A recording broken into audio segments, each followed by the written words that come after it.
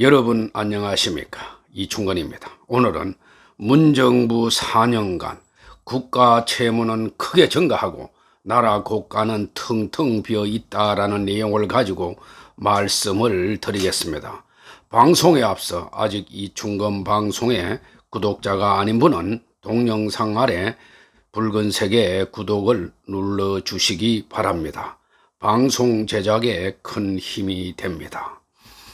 정부와 더불어민주당이 내년 예산안을 올해 두 차례 추가 경정 예산까지 반영한 총 지출 규모가 604조 9천억 원 이상으로 편성하는 데 합의했습니다. 이는 올해 본예산 558조 원보다 8.5% 증가한 초팽창 예산입니다. 문재인 정부 출범 첫 해인 2017년 본예산은 400조 5천억 원에 비하면 50% 이상 증가한 규모입니다. 그러나 돈 나올 곳은 제한적인 데에 비해서 끝없는 팽창 재정으로 씀씀이만 키우는데 몰두하다 보니 나라 살림은 적자만 쌓이고 나라 빚은 눈덩이처럼 증가하고 있습니다. 합리적 지출로 재정 건전성을 지키려는 노력은 아예 실종된 상태입니다. 올해 세금 수입이 크게 늘어났음에도 나라 살림을 나타내는 관리 재정수지 적자는 상반기에 79조 7천억 원을 기록했습니다. 연말에는 113조 원, 내년에는 123조 원으로 적자 규모가 커질 전망입니다. 이를 국채 발행 등 빚을 내메워야 하니 국가 채무 또한 급격하게 증가하고 있습니다.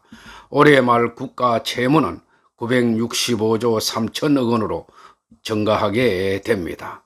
현 정부 출범 이전인 2016년 626조 9천억 원에서 5년 만에 339조 원이나 증가하는 것이 됩니다. 내년 국가 채무는 1070조 원으로 증가할 것으로 예상이 됩니다. 국내 총생산 즉 GDP 대비 채무 비율도 금년 47.3%로 높아지고 내년에는 50%를 넘길 것으로 전망이 됩니다. 2024년에는 국가 채무 1260조 1000억 원의 채무 비율이 54.7%로 올라간다는 전망도 있습니다. 이 국가 채무 비율은 2019년까지만 해도 30%대였으나 작년에 마지노선이었던 40%를 훌쩍 넘긴 44.0%로 높아졌습니다. 문재인 정부는 첫 해인 지난 2018년에 본예산 총지출 증가율이 7.1%를 기록한 이후 2019년 9.5%, 2020년 9.1%, 2021년 8.9%, 내년 8.3%에 모두 8%를 넘는 증가율을 기록했습니다. 2018년 428조 8천억 원이던 총지출 규모는 내년 604조 4천억 원으로 4년 만에 200조 원 가까이 증가했습니다. 5개년도 총지출 증가율 평균도 8.6%로 2018년 2022년 국가재정계획상 연평균 증가율 5.2%를 3.4%포인트나 상회했습니다. 한국경제연구원이 지난 8월 30일 발표한 국가 채무 증가와 생산 가능 인구당 부담액 분석에 따른다면 2014년에서 2019년의 경우 국가 채무 증가 속도가 6.3%로 유지될 경우에 생산 가능 인구 1인당 부담해야 할 국가 채무는 2038년에 1억 원을 돌파할 전망입니다. 이어 2047년에는 2억 원, 2052년에 3억 원을 넘어설 것으로 예측을 했습니다. 이는 올해 태어난 신생아가 2038년 18세가 되어서 고등학교를 졸업할 즈음에 부담해야 할 1인당 나라 빚이 1억 원에 달한다는 의미가 됩니다. 작년 말 기준 우리나라 국가 채무는 847조 원으로 명목 GDP 대비 44%를 기록했습니다. 국가 채무 비율은 2018년 35.9%에 머물렀지만은 2019년에 37.7%로 상승을 했고, 작년에는 코로나19 대응을 위해서 재정 지출이 크게 증가한 탓에 나라 빚이 124조 원 늘어나면서 44.0%나 되었습니다. 기재부의 전망에 따른다면 올해에도 재난지원금 지급 등으로 국가 채무 급증세가 이어지면서 국가 채무 비율은 47.3%까지 상승할 것으로 보입니다. 한경련은 코로나19 상황을 감안하더라도 최근 우리나라의 국가 채무 증가 속도를 매우 우려스러운 수준으로 평가했습니다. 세계 3대 신용평가사 중 하나인 피치도 지난 7월 22일 우리나라의 급속한 국가 채무 증가를 잠재적 위험 요인으로 지적한 바 있습니다. 또한 지난 4, 5월에는 IMF 즉 국제통화기금도 국가 부채 증가 속도를 경고했습니다. 한경련은 앞으로 매년 국가 채무 증가율이 코로나 사태 이전인 2014년에서 2019년의 연평균 증가율 6.3% 수준을 유지한다고 하더라도 국가 채무는 2030년에 1913조 원, 2040년에 3519조 원, 2050년에 6474조 원으로 계속해서 급격히 늘어날 것으로 내다보았습니다. 여기에 저출산 고령화로 생산 가능 인구가 감소하면서 국가 채무 부담은 더욱 증가할 것으로 전망을 했습니다. 결국 1,000조 원이 넘는 나라 빚을 다음 정부에 떠넘기고, 이는 고스란히 지금 청년들과 미래 세대의 세금으로 갚아야 할 부담으로 이어지게 됩니다.